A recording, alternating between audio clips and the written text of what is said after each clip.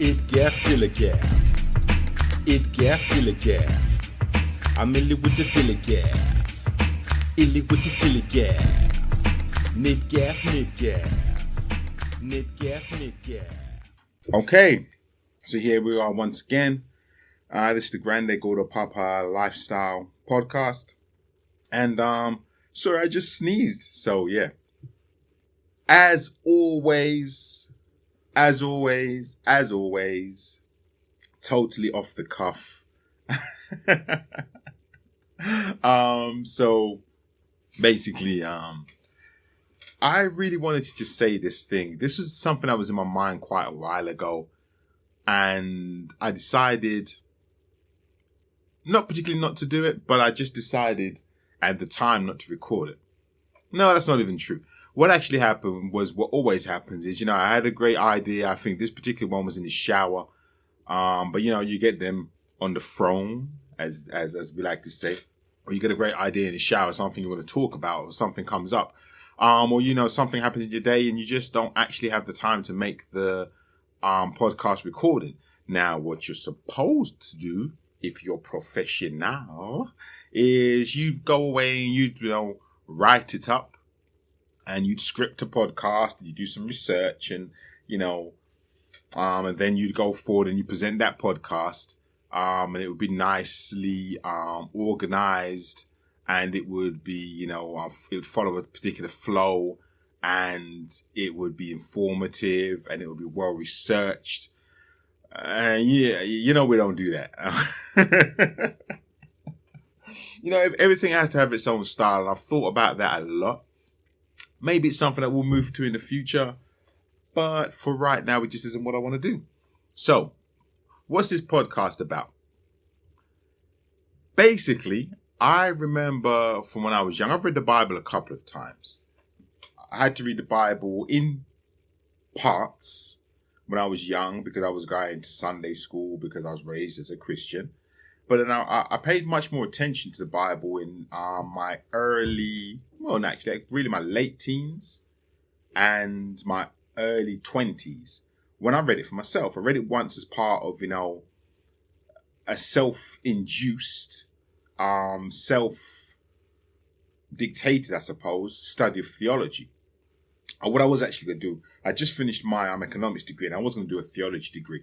But then I realized that if I had actually done a theology degree, what would have happened is I would have ended up learning theology from one person's perspective, because obviously, as we all know about the education system, if you want to get the grades, you have to write the answers the teachers want to see. So what I would have ended up with, what I would have ended up with, would have been, one view of theology. And I didn't want that. I didn't want anybody's prejudiced view of theology. So what I decided to do was just study theology for myself. So I went and I acquired all of the major texts from all of the major religions and did some other research, outside of that. So I've read, texts from Hinduism, from Buddhism, from Islam, and, the major texts. So pretty much like the 5 baskets of Buddhist Zen and the Bhagavad Gita and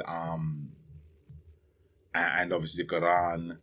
And along with that, I read the Torah and I read the Bible. So anyway, this is not about my religious instruction. Basically, it's just that I remembered one of the times I read the Bible, and when I read the Bible, I was always more interested in the Old Testament, to be honest with you. Fire and brimstone. It's a little bit like when I'm watching an action movie over a love movie, right? Jesus came to save the world. It was all love. It's like, I want to watch that chick flick. You know what I mean? But when you get into the Old Testament, man, that's like some fire and brimstone and there's all kind of stuff that you can interpret any way you want.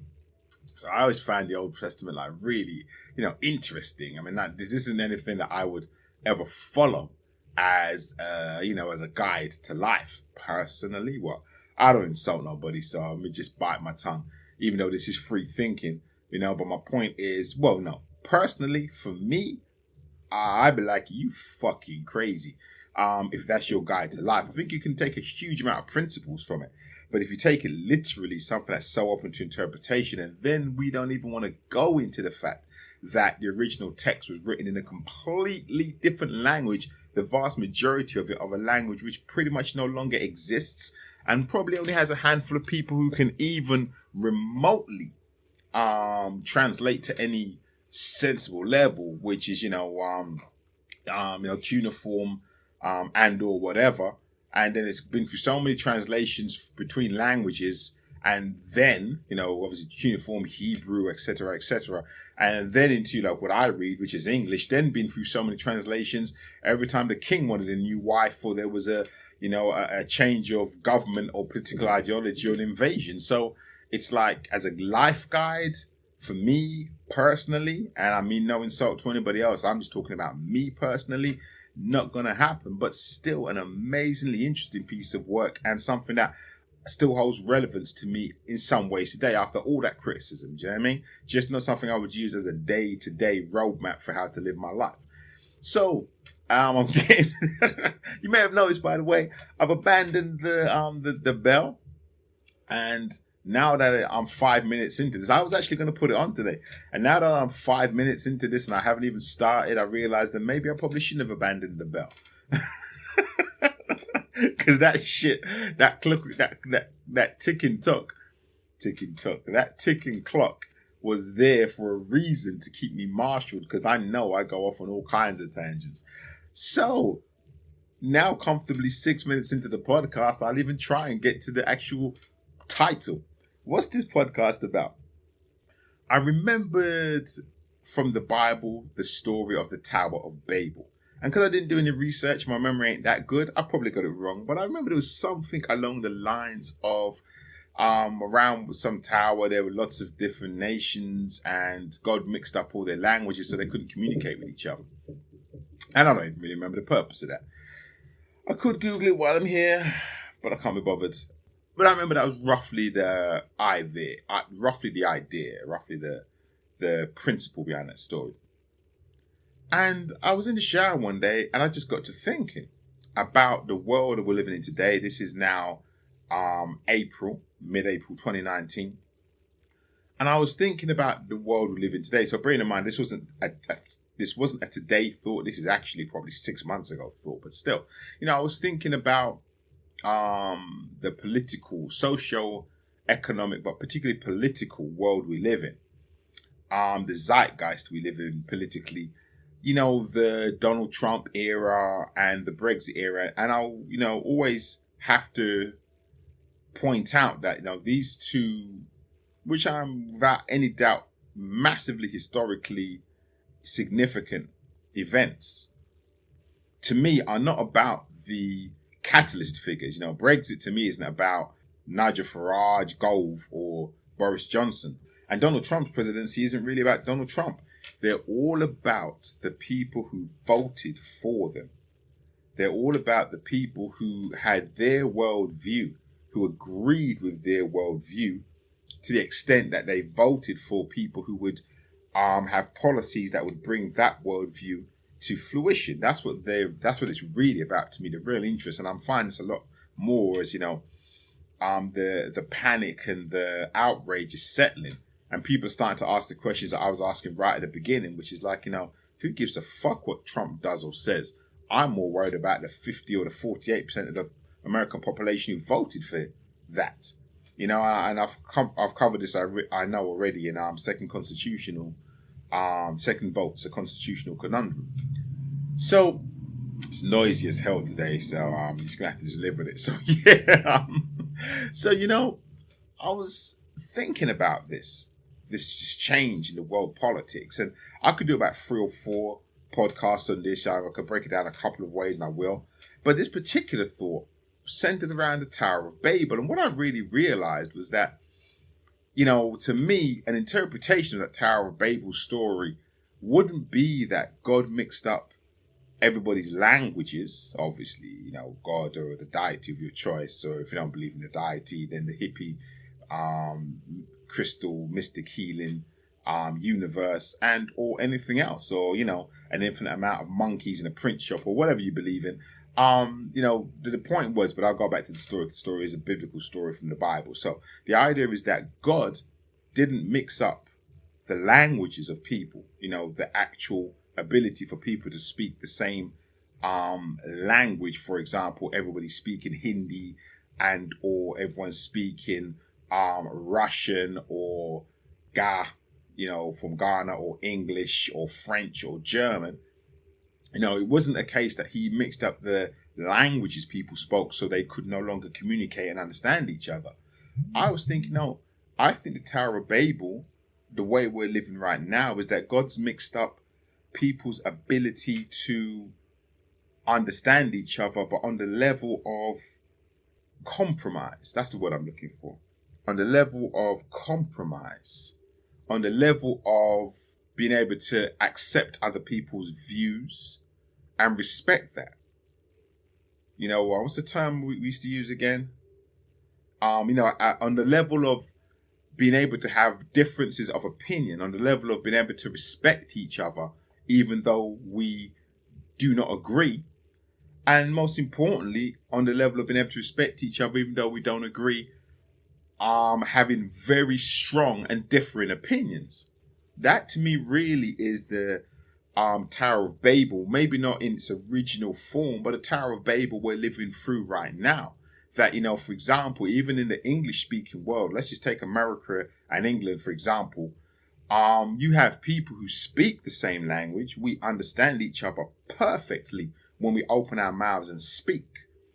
Yet there is this chasm of distance between our ability to understand each other or relate to each other or relate where each other's coming from or have any sense of empathy or even sympathy with each other's feelings, experiences, beliefs, needs, wants, pain points, hurt, aspirations, feelings of self-worth, importance. There's this chasm between our ability to understand that from the other viewpoint. And and it's absolutely mind-blowing to me just how deep that has become. And as I said, there are a lot of other people talking about it. This isn't some shit that I just woke up and realized and I'm spreading to the world because no one knows it. But I think it's so significant. I think it still needs and deserves to be discussed. So to me, that's really the Tower of Babel that we are living through, that we share the same language, but we have absolutely no understanding of each other. And I think it's even more scary, because I've been and I've had amazing experiences. My favorite experience was on a train in Egypt. I think we were coming from Cairo back to Luxor many, many years ago, 20, 30 years ago. And, as happens when you're in areas where people are very friendly, people love to talk to foreigners. They're very interested. So I had a conversation with an Egyptian guy who spoke absolutely no English and I spoke absolutely no Egyptian. Yet we were on this train and we managed to muddle through and have a conversation about, our lives. And he showed me pictures of all of his children.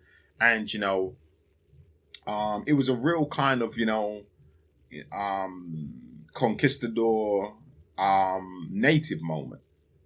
I'm trying to say, like, you imagine, when people originally, met from different parts of the world. I'm not saying met, I would just use those terms, whether it was, South America or the Caribbean or wherever.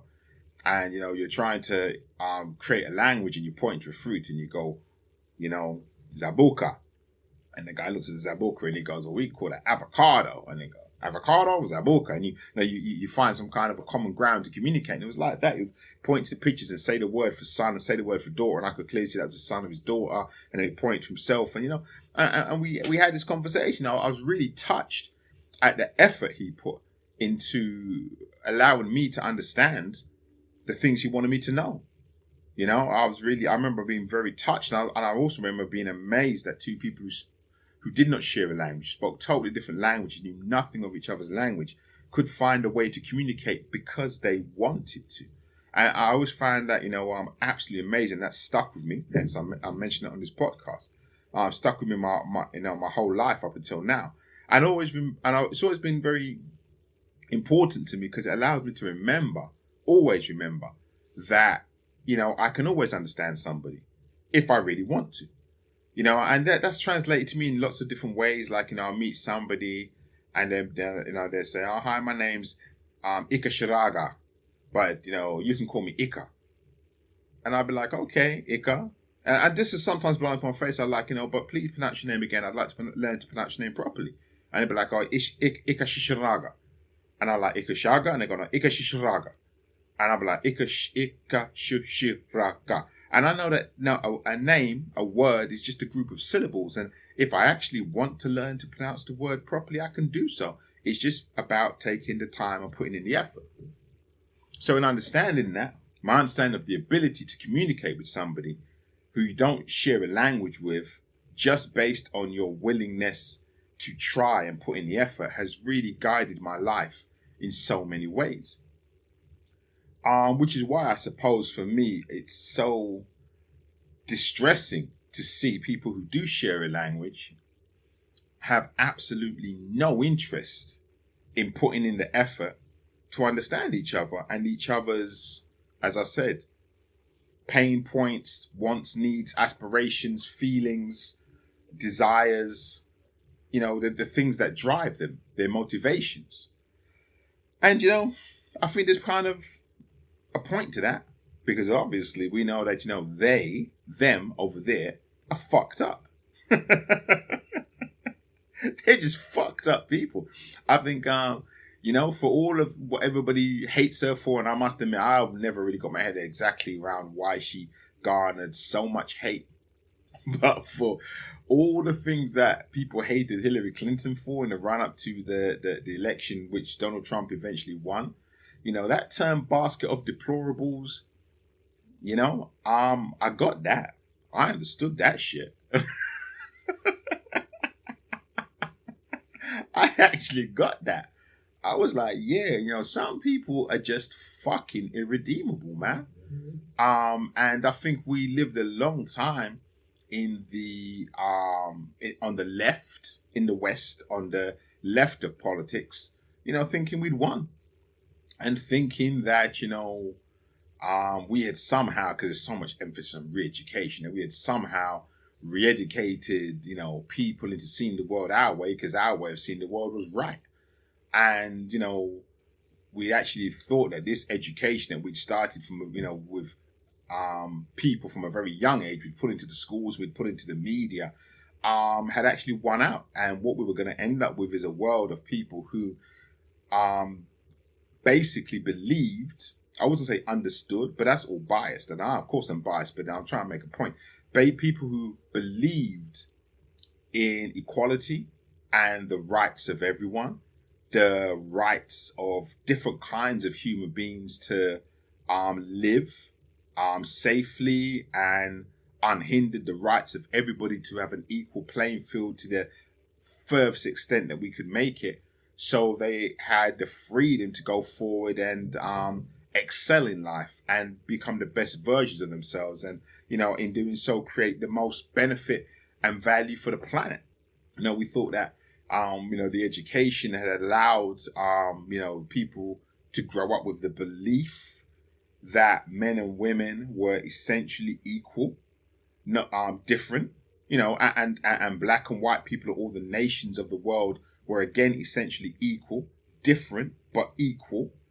So, again, all should be allowed to work from the basis of a level playing field, and again, allowed to pursue health, happiness, liberty, all that American dream shit. I mean, it all sounds very cliched now, but, take out the cliche from it, the cliche from the quote, and what the hell else do you want in your life than the ability to pursue your own happiness, the ability or the freedom to pursue your own health, and maximize your potential however you want to do it. If you want the maximization of your potential, in your own opinion, is sitting at home in your house in your underpants eating potato chips and playing computer games, and that's your view of maximization of your potential, then you should be allowed to do that, and no one should change that either way. So no one should come along and say to you, no, you can't do that, we think that you're not good enough to do that. So we're going to take away the potato chips in the computer game because we think that you're only good enough to work in a mine. And equally, no one should come along and force you to say, but you do know that on your last IQ test, you were proven a genius, and you're not allowed to sit here eating potato chips in your underpants, smoking weed and playing computer games. Actually, we're going to force you to go and work for NASA. Both of those are both of those are authoritarian and anti-freedom and liberty. So, pursuing your own potential to your own extent, your own wants. Do you know what I mean? So the in the West, the political left thought that we'd won the argument. I say we because I'm obviously on the political left. And as I say, you want to make God laugh, tell him your plans. And I think, if God and Father Time are two different concepts, Father Time knows that joke better than God. Do you know what I mean? It's like, you give anything enough time, it will do a 180. And the funniest thing about that is, it works both ways. That's why people in business understand that, keep on keeping on. People in music understand keep on keeping on. That one day the sun will shine on you. That sun is gonna rise, and set. And at one point it's gonna shine on you. And if you're prepared, you can maximize that shine to whatever your ability is. So, so the sun sets on the ideological left in the West to a huge extent because we had the white backlash. And I wrote a poem about this. I found it the other day, actually, years ago in the 90s, because I saw it coming. And I don't want to get too deep into all of that, why I'm not a fan of political correctness, but I wasn't at the time because I saw this shit coming. And, I'm just living through. I might put an addendum on this as, because I did find that goddamn poem as to exactly when it was written, and how long ago I knew that what the political left was doing and how far it was taking things was going to create a backlash from the people who didn't want the world to look like that. Now, I don't expect a lot of right-wing people to be listening to this anyway, so it ain't like a big deal, but I do believe in being equal and fair. So I'm going to try and flip on the other side and understand that, my worldview, the political left's worldview, isn't the only worldview. Now, the reason I joke, although I ain't so sure if I'm joking, and I call them a basket of deplorables, it's very difficult for me to understand and get into the psyche of somebody who doesn't believe that people should be free to explore and fulfill their maximum potential. It's very difficult for me to get into the mind of someone who believes that, let's just not take the old, example, let's throw some stupid ones out there, that short people shouldn't be allowed to work in schools, or tall people shouldn't be allowed to get an education. I'm trying to say, or people with big noses like myself, should be restricted in the places they can gain employment. So obviously I'm using dumb examples, and I am, because I just get bored of sounding like I'm crying and bitching about myself, and I think that's really where the problem lies. This is why the problem lies, and I tell you where I say this, why the problem lies, is because I have white, middle-aged male friends. And, now that we've gone past the ideological witch hunt which the left created, where, as I said, they basically took control of the media and the governments and told everybody that if you were not thinking along the lines of freedom and equality for all, then you were a pariah. All they did is they drove all the people whose ideology didn't think about freedom and equality for all and liberty for all underground. And then, that was obviously only going to last so long. And then we had the resurgence of this mentality, which gave us things like, and I want to use Donald Trump and Brexit as an example, actually throughout the whole of the West, you're seeing the resurgence of right-wing political thinking. But it's very hard for me to understand it. And obviously it's because, I'm a black male, and therefore I grew up with injustice. I grew up in a system where I was not allowed to fulfill my potential, or at least I would say more specifically, society was organized in a way which made it much harder for me to fulfill my potential than my white counterparts.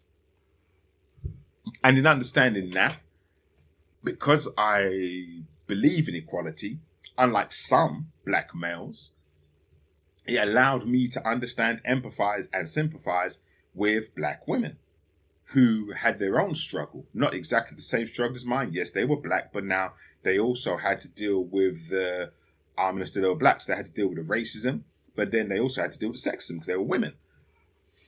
So they also had to deal with the fact that they were women. So rather than just being selfish, and I actually do think the root of this is selfishness, rather than just being selfish, and this is I point this out in the why I'm not a fan of Black History Month, is, this whole I'm all right, Jack mentality would have simply meant that, okay, well, we live in a structure that really is organized, a political structure that's organized for the benefit of white males. So as a black male, the moment you do some changes that structure that benefit me, I'm all right. I'm all right. And now I'm all right. I can just get on with it. But no, I decided, as many people did, to understand that no, it's not just about, making it a fairer playing ground just for me. It's also about making a fairer playground for, other people. So, for example, for women, for people with disabilities, for people who are, for people of different sexual orientations who are also experiencing discrimination, and pretty much for fucking any living fucking sentinel soul who experiences discrimination. So that was really what I was on board with, but I appreciate that I got on board with that for a self-interested point of view.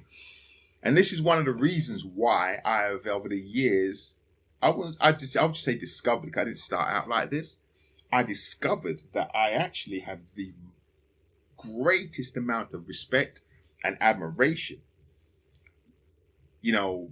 For example, I have more respect and admiration for a white person who campaigns and protests and fights for the justice and the freedom of black people than I do for a black person who fights for the justice and freedom of black people.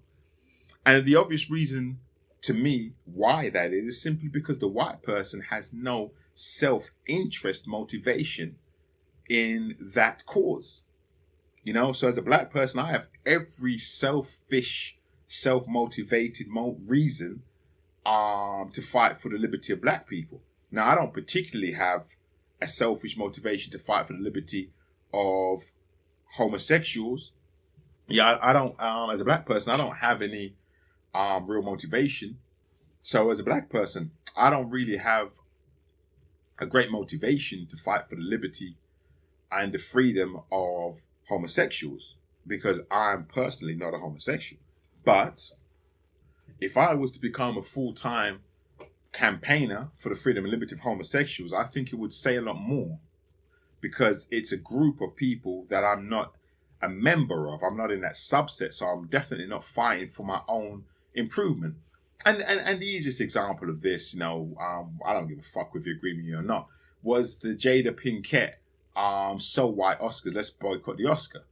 And also Monique, the comedian who was trying to create a boycott of Netflix. It's like, if you, Monique, had been given a Netflix special that paid you $20 million for your Netflix special, would you be moaning and bitching and starting a campaign saying that Netflix was racist?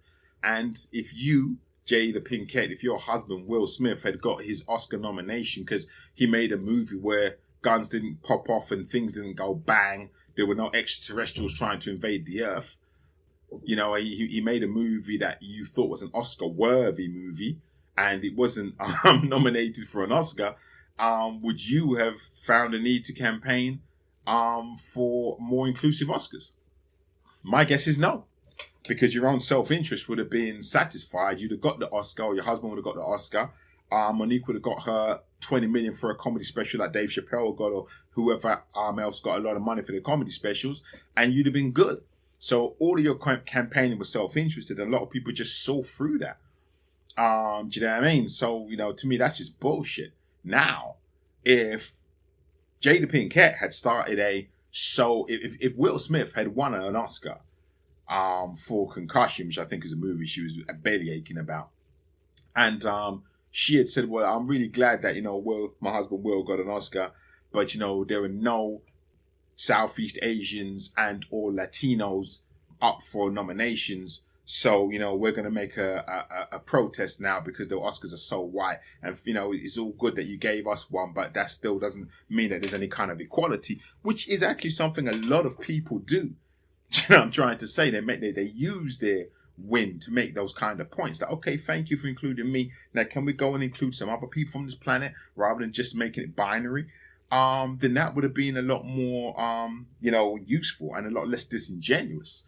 Same thing for Monique, if you were going to be smart about it, you could have just said, like, hey, why didn't no Latinos getting big contracts, and why didn't no Asian Americans, and why didn't no LGBT people getting, great contracts, and brought the light down on the fact that Netflix were only giving the contracts to a certain demographic of people, and then you might have even got your big payout. But, making it just about your demographic just shows really that is self-interest. So, back to the point, self-interest, man. As I said, I love the people who put their time and effort and their dedication, their focus into campaigning for groups that they're not a part of, because it shows that they have no self-interest in the cause. It just shows that there is a very genuine, pure want for, improvement and for other people to be able to follow those tenets of, life, liberty, justice, and the pursuit of freedom and happiness and health and all that good shit. All that good stuff. So I absolutely love that. So it's very difficult for me to understand, like I said, my friends who are middle-aged white men, because they don't fall into that category. Some do, but most of the guys I deal with don't. They, quite frankly, could give a fuck, and don't misunderstand me. I'm not trying to say that. The point I'm really making is that the reason I love the people who campaign for the groups and demographics that they're not a part of it, because obviously they're exceptional. They're the minority. So the vast majority of people only give a fuck about their own group. You know what I mean? And we've got to keep that absolutely real. I still believe the vast majority of, for example, just to be easy, the group that I'm a part of, black men, are not huge campaigners for the rights of women, period. They might become huge campaigners for the rights of black women because they're in the subset of black, but they're not huge campaigners for the rights of, Korean women or Vietnamese women or Hasidic Jewish women, or, do you know what I mean? It's like, what the fuck that got to do with me? This is the thing about humanity. We have a real, I wouldn't say a problem with self-interest, because self-interest isn't always a problem. And I think that might really be where, where the issue lies, that self-interest, selfishness isn't actually necessarily a problem. It can actually be a huge benefit. And because it can be a huge benefit, it really becomes a difficult scenario as to work out exactly where to draw the line and what to include. But trying to get back to my original point, so a lot of these white middle-class men, middle-aged men I know, and middle-class men, they don't give a fuck. They never gave a fuck. And what happened was their nonchalance of not having to give a fuck, a little bit like that whole wonderful Huey Newton scene where, in the Boondocks, where he's telling all these actual facts to the rich people, and they're going, oh, isn't he cute? Isn't he cute? And he's trying to throw these terrifying facts at them, and he thought they'd all go run around screaming, but they just laughed and like, we're rich. And that's how most of these guys have been dealing with it. It's like, well, that shit doesn't bother me. Do you know what I mean? The inequalities and the exploitations, that doesn't bother me on a day-to-day basis. I get up and my life's great.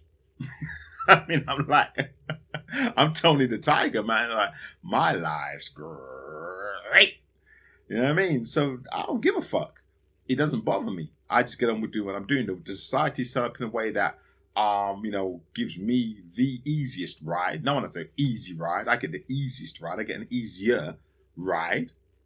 As I said to my boy, I used to work with in telesales, Aaron used to say, I'll do Aaron's. I'm gonna do Aaron's. I'm doing. I'm doing an impression of Aaron because Aaron was from Sierra Leone.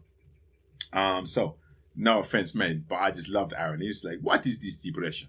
What is this depression? What is this? These people in the West, they tell me they're depressed. I don't know what they're talking. Yeah, you live in Africa."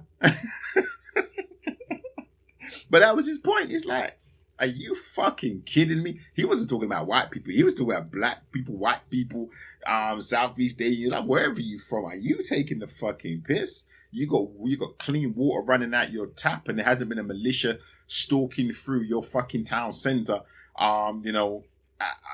Having a war for the last for 60, 70 odd years. What the fuck you bitching about?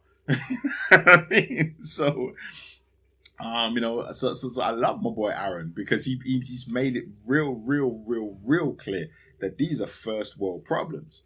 You know what I mean? And again, we all have that issue. While we're over here talking about, glass ceilings and passive aggressive racism, don't saying that's the only thing we experience. Obviously, we experience some other types of racism, and we have the McPherson report and the murder of Stephen Lawrence and all the the fire in New Cross and all the many black people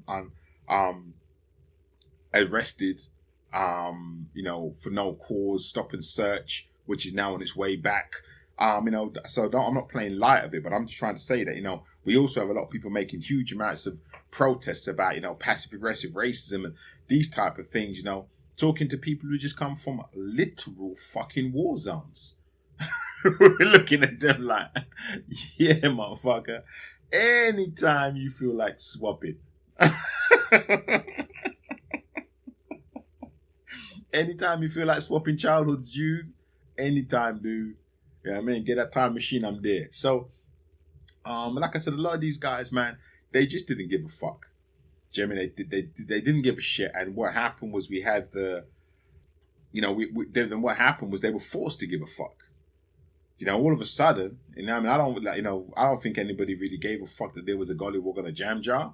It was just part of life, right? It made a couple of black people feel insecure, and feel demeaned, and my white middle class, middle-aged white friends would just be like, well, that don't affect me. I don't give a shit. No, deal with your problems.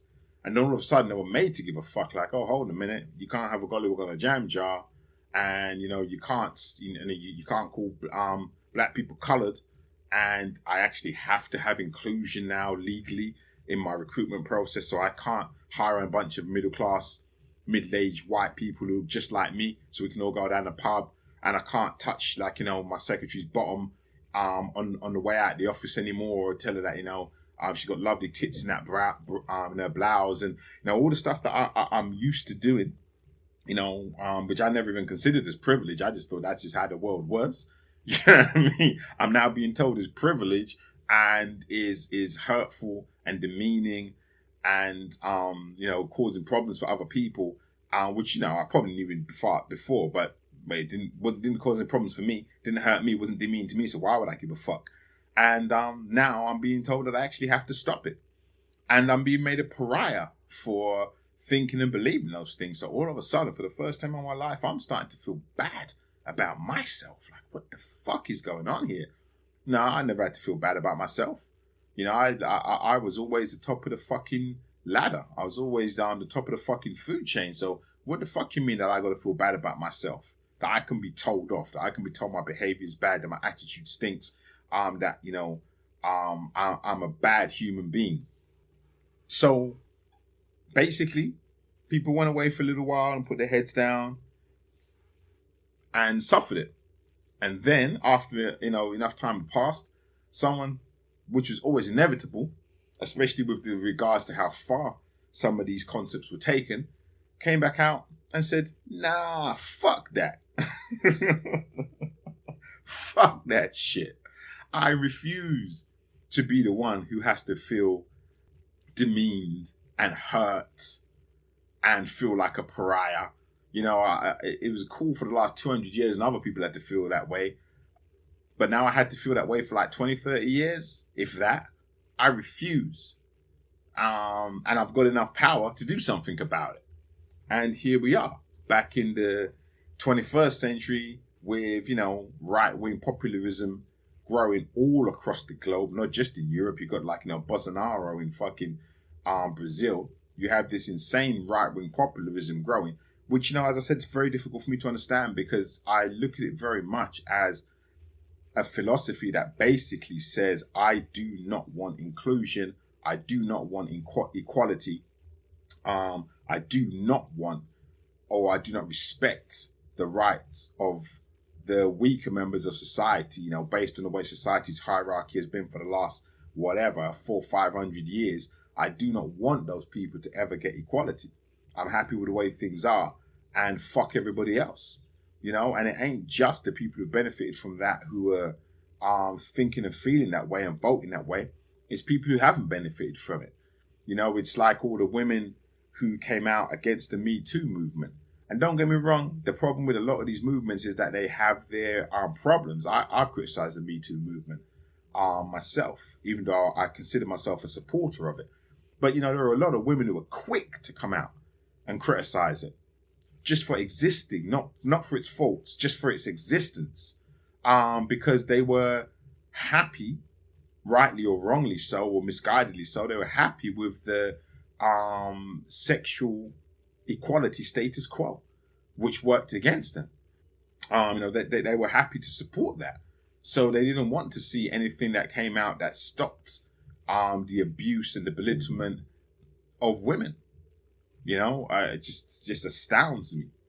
Not because they were women, as I said before, because it astounds me that anybody would find the mistreatment of other human beings to be totally fine. And don't get me wrong, I know this makes me a mystic, hippie, crystal gazing, tree hugging, and incredibly naive motherfucker. But I suppose this is something I've always understood from a very young age, I remember when I was very, very young, not that I'm a mystic, crystal, healing, hugging, tree hugging, although I understood that as well. But I just really understood that, there really are some people with different views of the world. So I just finished watching a program about, male human trafficking, and, kids being, in the UK, that is, by the way, I watch English TV, English BBC News. So, they're talking about children who were sold into slavery and worked, 10, 12, 14-hour days in the UK. And then, men who were sold into slavery and sold into sex slavery where they were forced to, one guy said it was forced to sleep with up to 3 women a day for like 5-6 years. And if you argued about it, he was beaten up and then put back out to stud. Do you know what I mean? So I've always understood that there are people on this planet and that is their view of the world. And that's not always a bad thing. I mean, there are some people who have a view of, kill or be killed, eat or be eaten. And that's their world view, but it doesn't cause them to act on it in a way that genuinely reduces the rights and the freedom and liberty of others. The problem is there are a lot of people who view the world as kill or be killed, eat or be eaten, and it does. You know what I'm trying to say? And I think that's the impasse that we're at now. Because what's happened is the political left and the mystic, crystal, hippie, healing tree huggers ain't going for that no more. So, this whole... In fact, I haven't been going for that for a while, to be honest with you. Really, do you know what I mean? If you think about some of the movements that have gone by, the freedoms that were won out of colonialism by the Gandhis and the Nelson Mandelas of this world, they're always won and celebrated as being peacefully won. But they all started with terrorism and violence. You know what I mean? Or I should rephrase that. They all started with freedom fighting and violence. As always, one man's terrorist is another man's freedom fighter, or put more clearly and succinctly and correctly, one man's freedom fighter is another man's terrorist. Do you know what I'm trying to say? So if you're a human trafficker, let's just take the movie Taken, for example. The human traffickers in Taken, as far as they're concerned, Liam Neeson's character, who's come to rescue his daughter, is a terrorist. He's the bad guy. because they're doing what they do every single day. That's their business. And who the fuck is this guy coming in, shooting up the place, killing all of us and rescuing these women that we put all this time and effort into kidnapping and selling for money? You know what I'm trying to say? So, and that was the attitude of the governments who labeled Gandhi and Nelson Mandela as terrorists. That was the attitude. Well, you know, we have this system, and we've been doing this for years, and it's working for us perfectly. It's economically boosted our country massively. So who the hell are you to come with your guns and your bombs and try and change that, stopping us trafficking humans? I mean, actually, that's exactly what colonialism was. You know, forced human labor, indentured slavery, restricted work, you know, however you want to call it. It's all very, very clear. You know, and who the hell are these people to come along and stop it? So it's quite hilarious that, you know, in the movie scenario, Liam Neeson's character is a hero. But when Nelson Mandela was labeled as a terrorist by Margaret Thatcher, she was effectively telling Liam Neeson's character in Taken that he had no right to try and rescue his daughter. And he was a complete and utter criminal for killing the guys and taking vengeance on the guys who kidnapped his daughter, drugged her up, raped her, and forced her into sexual slavery. You know? So to kind of bring this back to the topic, as I said, it seems to me now that we're at this impasse. And I'm sorry I didn't really get to represent both sides particularly well, mainly because I can't get into the head of middle-aged white males and their supporters. You know, they don't have to middle-aged, middle-class white males. They could be, you know, poor as fuck black males, black females, Southeast Asian females, LGBTQ people. It doesn't matter. If they support that mentality, that societal belief, that the belief that society should be structured that way, then, you know, that's basically what I'm using to encapsulate that. And to be honest with you, I don't really understand it. And that's what I'm trying to get to, because I don't have an understanding of anybody who thinks that the freedom and equality of others should not exist. And that's what these systems are built on. These systems are built on the fact that only some people have true freedom and equality.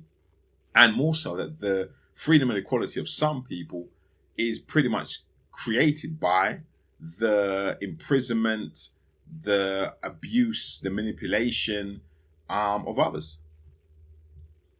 Those may not be the right words. Maybe, you know, but, you know, the exploitation is the word I'm looking for.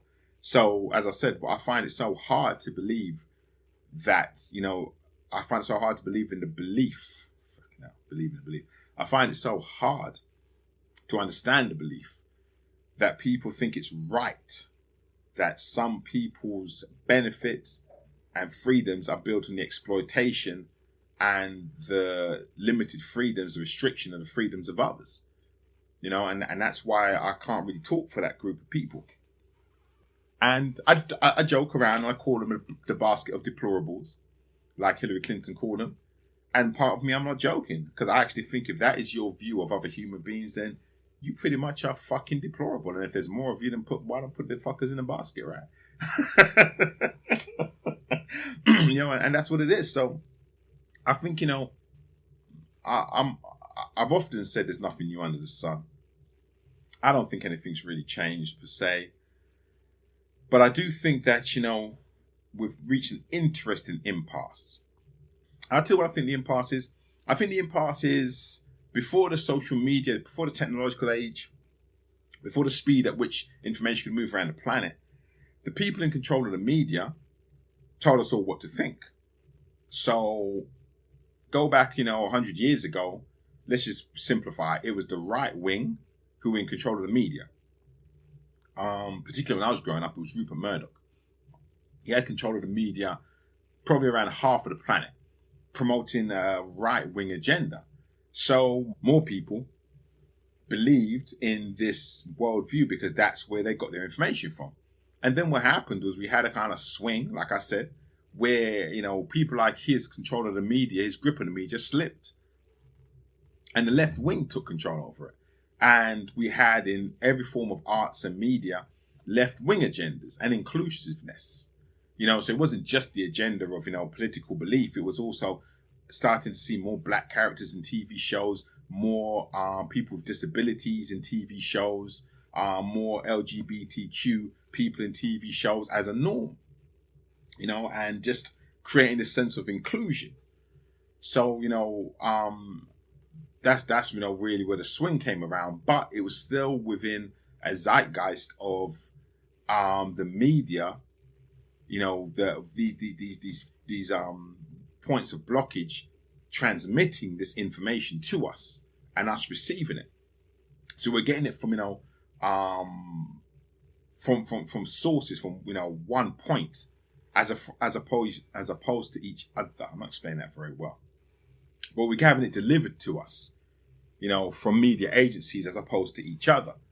So we're being told to think from a media agency, not from each other. And then all of a sudden, bam, peer-to-peer happened. And with things like social media, and even before that, like peer-to-peer sharing, all of a sudden, we never had to get this information from one point anymore. It wasn't being broadcast to us from a right-wing media or a left-wing media. All of a sudden, we started getting this shit from each other. So we could say things like, well, all the TV shows now are showing LGBTQ people in roles on the TV as normal, but I don't think it's normal. And we could find the other person who says, yeah, shit, I don't think that shit's normal either. And all of a sudden, didn't matter what these major channels were broadcasting to us, because we could now speak to each other all over the fucking world and have our own feelings and beliefs reinforced. So like I said, the whole idea of the political left thinking it won the war of educating people obviously didn't happen, because there were generation after generation still growing up thinking, I don't know what you motherfuckers are talking about. I don't know what the fuck you talking about. A spade is still a spade. A queer is still a queer. So I should be careful with that. What it is, because I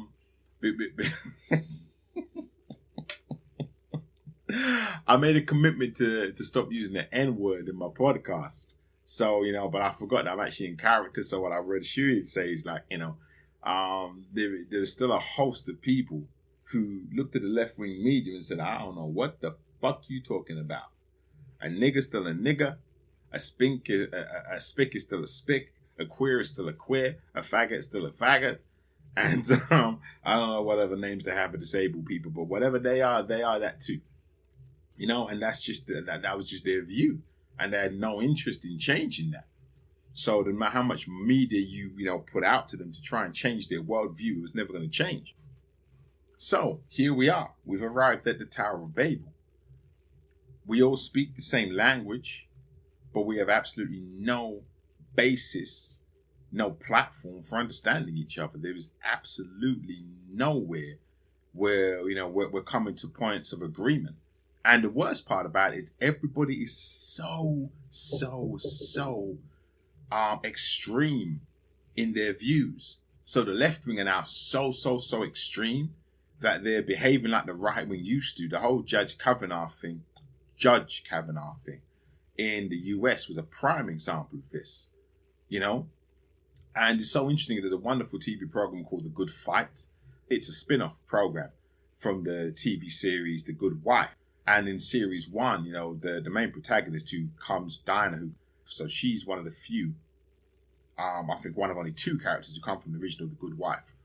Now, she's very left-wing. And, there's an episode where she has a meltdown and she goes, I'm tired of being the good guy.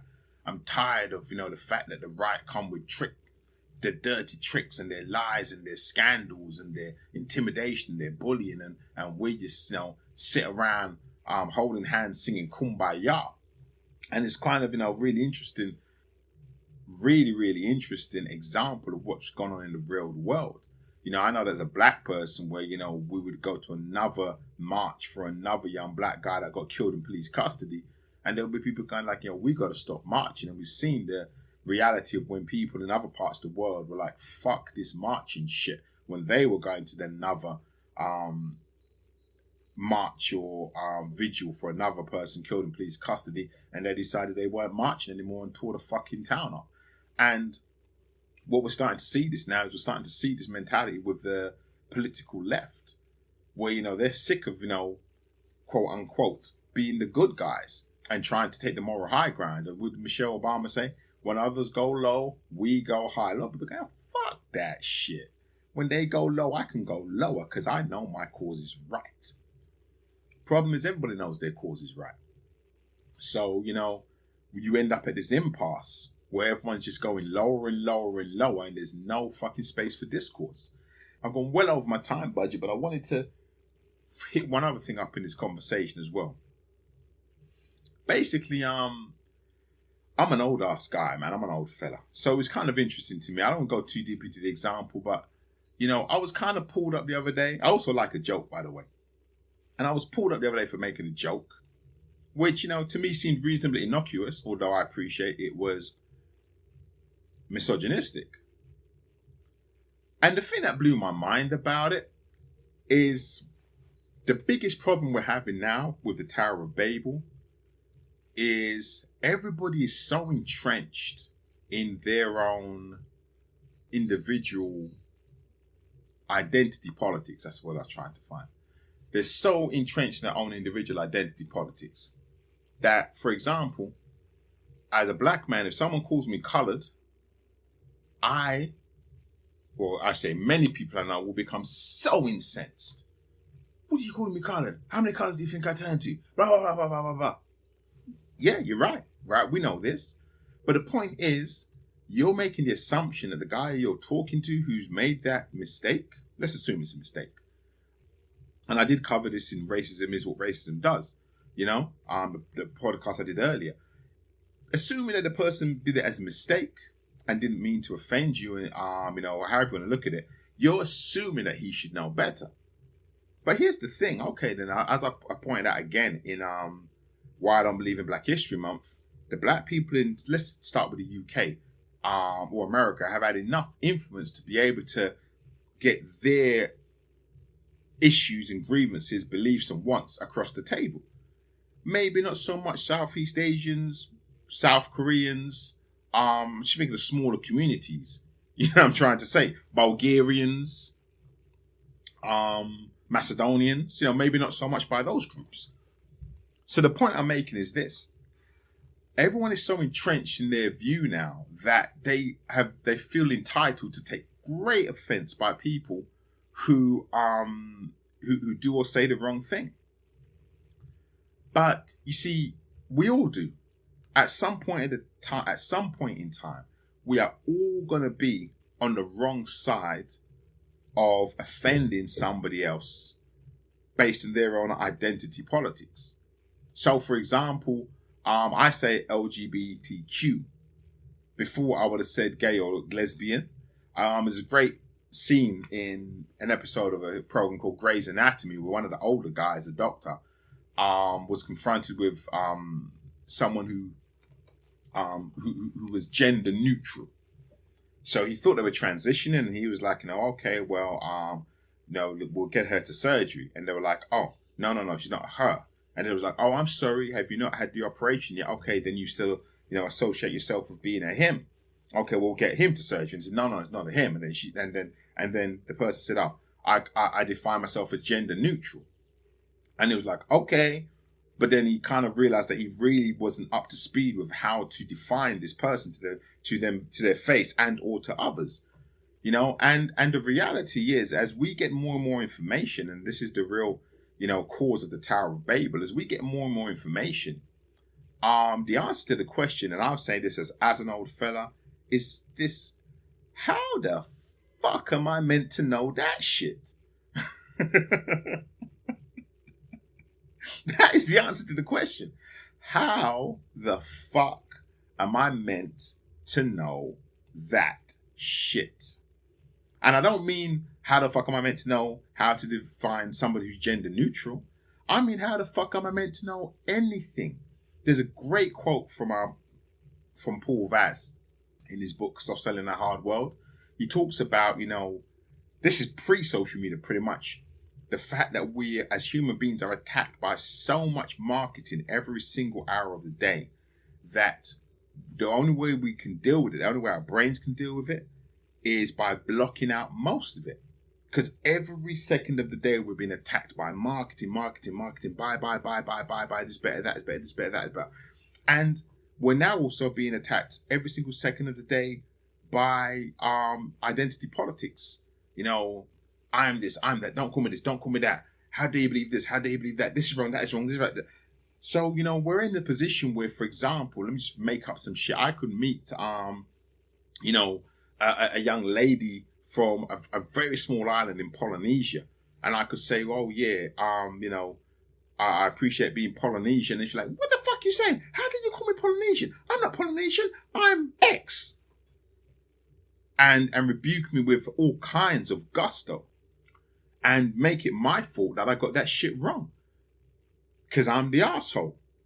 But I might not be the arsehole. I could just be really badly informed.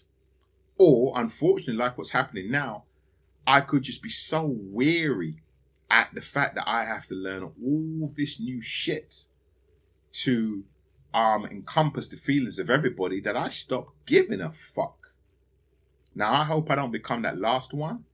Just like pronouncing people's names, I would like to always address people and treat people and relate to people in a way that makes them most comfortable, provided it doesn't, you know, burden me or hurt me, you know, as in, you know, hurt me in any way. Burden me is not really the word, but hurt me in any way, or hurt others.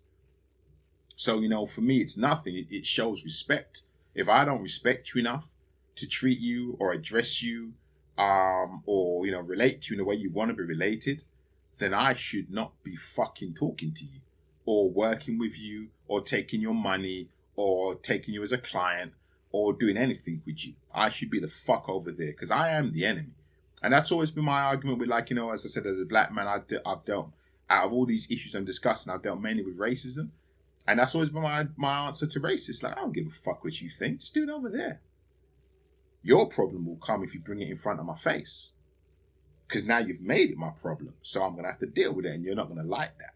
Do you know what I mean? Whether I deal with it on a physical level or even worse for you, although you probably wouldn't even notice because most of them are so fucking stupid, if I deal with it on an intellectual level.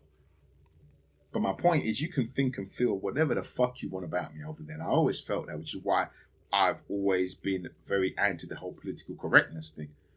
And I think it's been borne out in the world we live in. I don't give a fuck what people think about me. Why? Because I've been lucky enough to meet a lot of Scottish and Irish people who've also had a lot of racism and or prejudice. And, you know, racism is just one version of prejudice. There's all other kinds of prejudices that people deal with every single day. People from Newcastle, Liverpudlians. I'm trying to say, just talking about, like, you know, things that could be classed if we really wanted to go there as racism in the UK. Not just people who, you know, not white Anglo-Saxon Protestants. It exists within white Anglo-Saxon Protestants. So at the end of the day, there's loads of, okay, that wouldn't be defined as racism, it would be defined as prejudice, but there's still people who suffer from it. Hey, you're right, Scouser. Fucking hell, ripped all the wheels off my car. Do you know what I mean? To me, that's racism. But if it wouldn't be defined as racism, then it most definitely would be defined as prejudice. And there are people who have to deal with that fucking shit every single day. They have to deal with that stereotype. That's their gollywog on a jam jar. Every fucking day. Do you know what I'm trying to say? So as I said, I'm not really self-interested to the level that I only think about myself. I think about them. I think about them having to put up with black people making jokes about scousers in shell suits. Thieving scousers in shell suits. And them jokes being made by black women. LGBTQ black women making jokes about thieving scousers in shell suits. So, do you know what I'm trying to say? It's like, you know, I'm not trying to say that there aren't different levels. Everything is on a sliding scale. Everything. So if I make any point, don't think that I'm making no level playing field. There has never been a level playing field. In fact, I think if you got a spirit level and went to a fucking playing field, anywhere on this planet, you'd find the shit weren't level. So don't get it twisted. I'm just trying to say that, you know, most people have their own version of suffering from prejudice. Hell. Singe and smash. Yes, from the smash. Oh, yes, my father was a duke. My great-grandfather was a lord. I don't really do nothing because I have no education. I'm actually totally fucking inept. Yes, I could well possibly become the next Prime Minister of England, just like my Uncle Boris.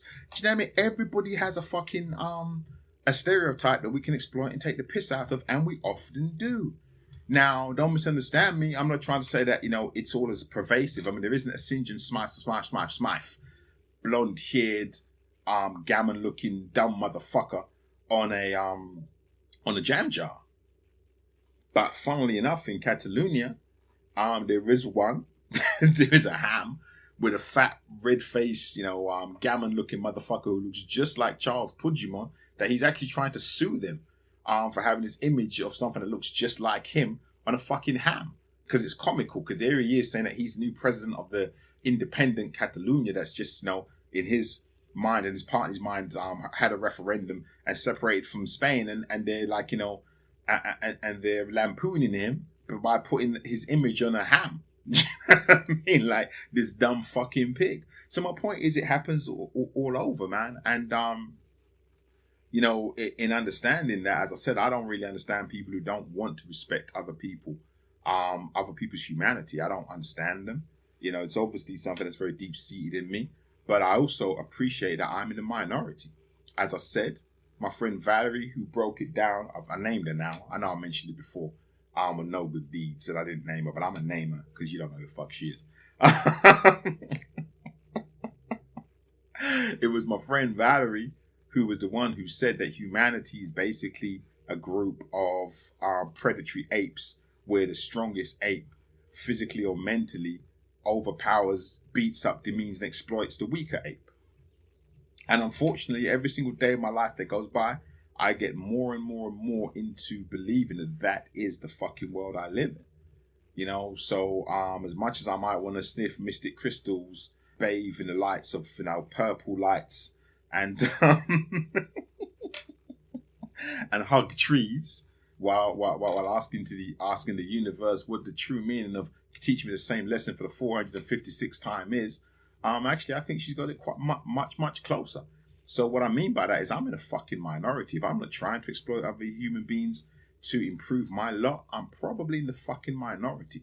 And I think, there was a huge time where we were led to believe that everybody thought like that, but I don't think it was. I just think the left wing got control of the media. And as left wing got control of the media, they promoted that viewpoint, and the people who didn't believe in it, they felt like they had to keep the fuck quiet. And then as social media came along with the technological age, they could find other people who felt the same way, and all of a sudden they didn't have to be quiet anymore. And it's brought us to what I believe is the Tower of Babel. We're all here, but our languages are all mixed up. We don't understand each other. We don't have a way of communicating with each other. We don't have the ability to agree, to disagree, religiously, politically, socially, sexual orientation wise, what's moral, what's right, financially, economically. We are at this huge fucking impasse. And I'll just say the very last thing, because I alluded to this before. That's why I remember when I was really very young, like probably 12, 13. And I remember thinking that, this world should literally just be split in two. And people who, thought one way, just go live in one half of the planet. And people who thought the other way, just go live in the other half of the planet. And the more and more that life goes on, is the more and more that I think that's not really a viable solution, but it makes sense from the way the world is. That frankly, the people, if you could have a quick survey, let's have another fucking referendum. Let's have another fucking referendum. 2 or 3 questions. Do you think people should be treated equally and fairly, or do you think people should be exploited? With the more powerful people, the people in the position to make the exploitation, doing the exploitation, and the people who are not in that position suffering it. That's it. And pretty much, depending on what you answer, you go live on one side of the fucking planet. That's it. End the story, end the Babel. Because what it'll allow us to do is have all the people who think the same run their side of the planet, their part of the world in one certain way, and the others run their part of the world the other way. Now, don't misunderstand me. That's probably super impractical, but I still challenge all of you fucking people to tell me that that isn't logical. Because the world we live in now, where we literally have, I mean, it's so fucking clear now that we're at almost a 50 point, like, 48%, 50% with totally fucking opposing worldviews. Do you know what I mean? Of course, there's a margin in between, but I don't give a fuck. If you were swayed into, let's say, Remain, but most of your views are Brexit, or you were swayed into voting for Hillary, even though most of your views are Trump, it kind of doesn't really make any fucking difference. I think you got to just draw a line in the sand and decide what the majority of your values, beliefs, and principles are. And, what you'll find is there are people whose the majority of their values, beliefs, and principles are so diametrically opposed to yours, you probably shouldn't be inhabiting the same fucking territory. So totally, totally, totally impractical. Yet I think that's where we are. I think that's what the Tower of Babel has created, is we now have a peer-to-peer communication system, which means that we can all find somebody who believes what we believe. And we can all find enough of the people who believe what we believe that we no longer have to go along with the one or two party rhetorics, which have been put out for us. And what I think has funnily occurred, even though we know there are a lot of coalition governments, in fact, they're almost pretty much all coalition governments. So, there are maybe 5 or 6 political groups now, particularly in a European election, where from those 5 or 6 political groups, 2 or 3 will form a government. The reason the 2 or 3 will form a government is because the vast majority of their beliefs and their viewpoints and their attitudes about the world coincide. And the other 40% of the population just have to suffer that until they can swing that fucking 10% margin and they take over. It's a really fucking ineffective way of running the country because it leaves about 50% of the population completely and utterly outside of that process, outside of, having what they find important, their values and beliefs, being included in the way they live. Mean that you're going to have, that group of people at any point in time ready to protest. And this is why you're seeing these huge, violent, massive, angry protests. Because these aren't just about, 1 or 2 issues. It's about the real fucking core of the way countries are being run. Yet, you could be protesting against one man or one decision, one referendum decision, but you're not really. You're protesting about 50% of the fucking population of your country. That's what you're really protesting. And since you're protesting that, you need to really think about what really would change that. And I don't think another fucking enforced indoctrination session is gonna actually do the work. Because we had it from the right, and it didn't change the mentality of all the left-wing thinking people. Going back to the civil rights movements, where, as I said, the promotion was so strong that white is right, etc., etc. It didn't stop a huge amount of white people going out and fighting for the civil rights of black people and dying in the process. And when the left wing took control of those media powers, it didn't stop a huge amount of right wing people going out and shooting up fucking churches. So I think there's something a lot more endemic at play here. Something a lot more endemic than changing people's minds. And that's what I think we really have to look at, because right about now we're living in the Tower of Babel. Never the twain shall meet. There is no agree to disagree or let's compromise. That's the word I've been looking for the last, Jesus Christ, hour and 15 minutes. There is no compromise. There just ain't. It's just people talking the same language but having absolutely no understanding of what each other is saying, because their views and attitudes and beliefs are so different that they literally don't understand. And what I mean by that is, like I said, I literally don't understand people who believe in the exploitation of others and believe that other people, other human beings, shouldn't be allowed to be free and try to achieve the best and be given the opportunity to achieve the best lives for themselves, and who literally believe that they should and have the right to, or do have the right to, take other human beings, exploit them, manipulate them, hurt them, overpower them for their own benefit.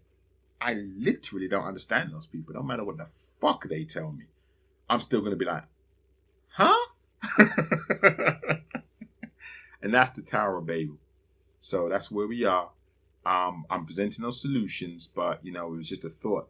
And I really just felt like, you know, even though it's a very old thought, I thought I'd give it a shot. That's why I appreciate it. I probably haven't really explained it as well as I could have, because while it was fresh in my mind, it would have been a lot clearer.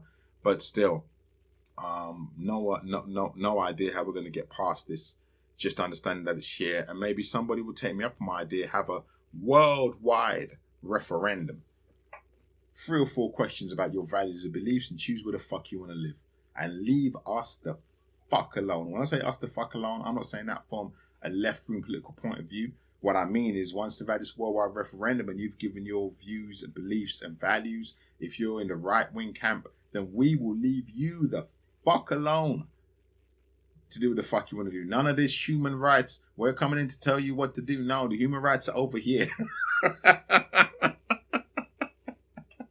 The people who decide to be over there, they be over there. They get to 18, they get to take another fucking vote.